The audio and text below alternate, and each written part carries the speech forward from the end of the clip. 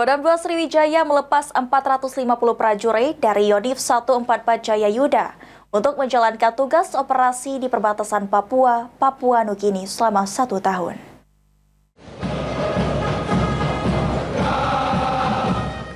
Pelepasan 450 prajurit TNI Yonif 144 Jayayuda di Pelabuhan Bom Baru dipimpin oleh Kasdam 2 Sriwijaya Brigjen TNI Aminton Manurung.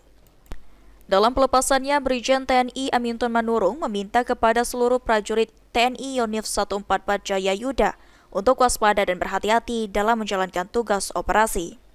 Sebelum menjalankan tugas operasi di perbatasan Papua Nugini, para prajurit Yonif 144 Jayayuda akan menjalankan pratugas selama 1 bulan di Sangga Buana Bogor dengan menerima sejumlah latihan materi menembak dan juga teritorial. Teknik dan taktik menembak tempur dan senjata bantuan serta materi teritorial di daerah latihan Sangga Buana.